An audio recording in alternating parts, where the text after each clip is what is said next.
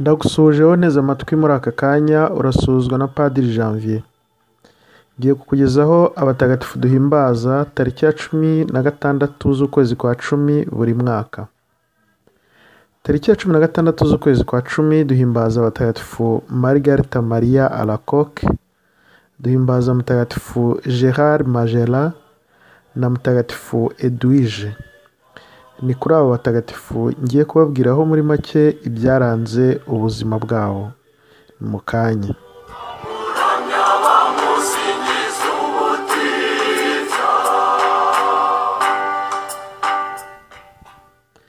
Duhere kuri mutagatifu Marigarita Mariya Alacoque.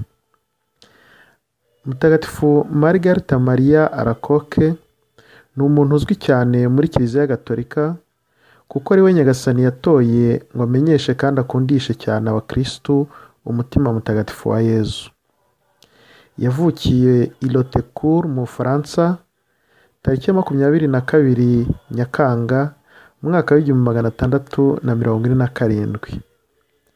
Akiri muto, Marigarita Mariya Alacoque yarezwe n'umubyeyi we w'abatisimu kubera ko nyina yari ingorwa kandi se akaba yari yarapfuye undi akiri muto.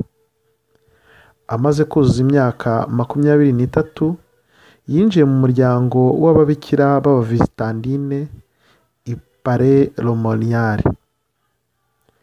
Mu mibereho ye, Marigarita Mariya Alacoque yakunze kugira ingorane nyinshi. Uretse izo yahuye nazo akiri umwana, no mu babikira yatangiranye nazo. Akihagera imibereho yaho yabanje kumutonda cyane, hanyuma noneho aho atangiriye kubonekerwa na Nyagasani Yezu, abandi babikira bagahora bamuseka bibwira ko ari ibyo yigira. Hari ubwo Yezu yamubonekeye aramubwira ati, umutima wanjye ufitiye abantu urukundo rutagereranywa. Nkaba nshaka rero ko urwo rukundo narumenyekanisha mu bantu ku isi mbinyujije kuri wowe. Ubundi amubonekera yongera kumusaba kubibwira abakuru ba Kiliziya ko Imana ishaka ko umutima wa Yezu uhabwa ikuzo muri Kiliziya yose. Amusaba kandi ko Imana isezeranyije abazawuha ikuzo bose kuzabaha ingabire zikomeye kandi ikabahagararaho by'umwihariko. Padiri Claude wakurikiranye ibya mutagatifu Marigarita Mariya niwe wabyemeje, kandi afatanyije nawe babyemeza umukuru w'ababikira mu mwaka wa 1686. Nibwo mu babikira b'i Paris-le-Monial bahimbaje bwa mbere umunsi mukuru w'umutima mutagatifu wa Yezu. Marigarita Mariya Alacoque yitabye Imana yujuje imyaka 43, hari mu mwaka wa 1690. Tuvuge no kuri mutagatifu Gerard Majella. Gerard Majella yavukiye ahitwa Imuro mu gihugu cy'Ubutaliyani. Ageze mu kigero cy'imyaka 23 y'amavuko, yinjiye mu muryango w'abihayimana bitwa Redemptoriste, aba umufurere. Mu mirimo bamushinze mu muryango harimo uwo gukora mu isakristiya. Nuko iyo yarangizaga gukora ibyo yari ategetswe, yihutiraga kujya gusenga imbere y'isakaramento ritagatifu. Bagenzi be uko bamuhangaga amaso inshuro nyinshi, nibo baje kwemeza ko iyo yabaga ashengereye yabaga asa n'utakiri ku isi, ntacyo yumva kindi, ukabona rwose ko yihereranye n'Imana yonyine. Gerard Majella uko yakundaga Imana ni nako kandi yakundaga bagenzi be. Abo babanaga yababaniye kivandimwe koko, ababera n'urugero nyakuri mu kwitagatifuza.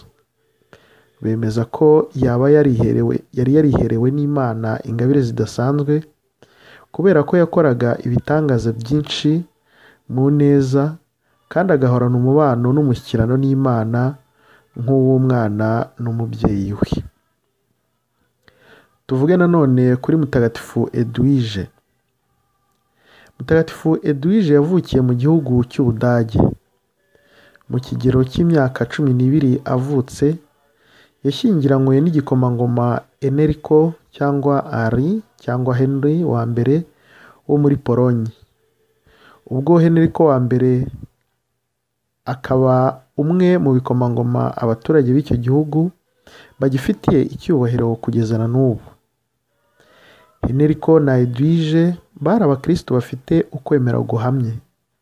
Bagize n'amahirwe Imana ibaha urubyaro, babyarana abahungu 4 n'abakobwa 3. Urugero rwabo kandi rwarangwaga no kwiyoroshya, urukundo no kumvira Imana. Kimwe n'abandi bakristo benshi b'icyo gihe, umuryango wabo wakurikizaga imigenzo yakorwaga yo kwibabaza kubera urukundo rw'Imana, bakamara igihe kirekire batarya ndetse no kurara nabi cyangwa kwiyaka ibyashimisha umubiri byose. Edwige yakunze Imana kandi akunda n'abantu, cyane cyane abatishoboye. Imbere y'umugabo we yahoraga avuganira abakene, imfungwa n'abandi bose b'intamenyekana.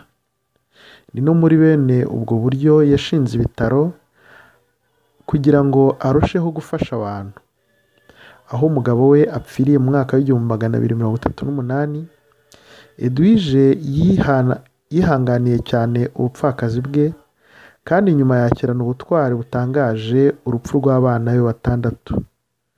Yaje gusanga umukobwa we w'umubikira wari bugufi y'aho yari atuye, nyuma y'urupfu rw'imfura ye igikomangoma Henrico wa kabiri waguye ku rugamba mu mwaka w'1241.